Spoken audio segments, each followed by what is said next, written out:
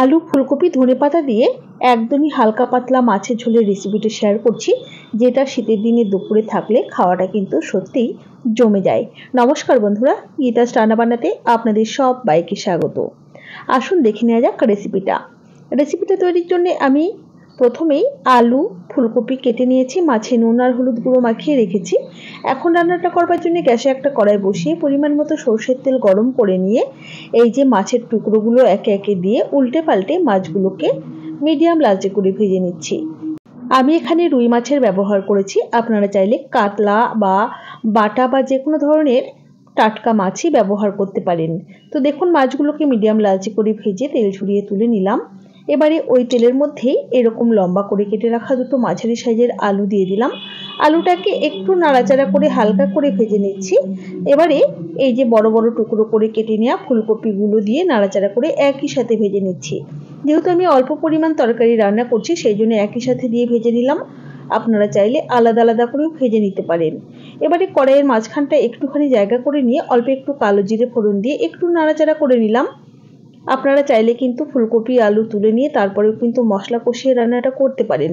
তো আমি একদম ঝামেলা ছাড়াই রান্নাটা করছি বলে এভাবেই করছি। তো এর মধ্যে আদা কাঁচা লঙ্কা বাটা, স্বাদ মতো লবণ, পরিমাণ মতো হলুদ গুঁড়ো আর হাফ টিস্পুন পরিমাণ জিরে গুঁড়ো দিয়ে দিলাম, আর সামান্য কয়েক দানা চিনি দিলাম।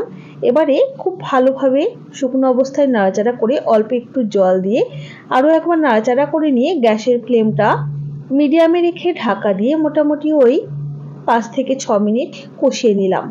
এখন ঢাকা ওপেন করে একটু নাড়াচাড়া করে নিচ্ছি। দেখুন, বেশ সুন্দর কিন্তু কষিয়ে নেওয়া হয়ে গেছে, আর পরিমাণেও কিন্তু বেশ অনেকটাই কমে গেছে। এখন পরিমাণ মতো গরম জল দিয়ে দিলাম।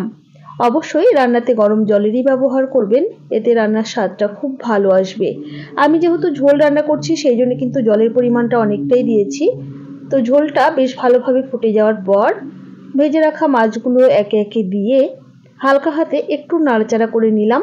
এবারে মিডিয়াম ফ্লেমেই ঢাকাটাকে বন্ধ করে দিয়ে মোটামুটি ওই 6 থেকে 7 মিনিট রান্না করে নিয়েছি। এবারে ঢাকা ওপেন করে আরও একটু নাড়াচাড়া করে নিয়ে এর মধ্যে বেশ অনেকটা পরিমাণ ধনেপাতা কুচি দিয়ে দিচ্ছি। অবশ্য করেই দেশি ধনেপাতাই দেওয়ার চেষ্টা করবেন, এতে স্বাদটা কিন্তু খুব ভালো আসবে।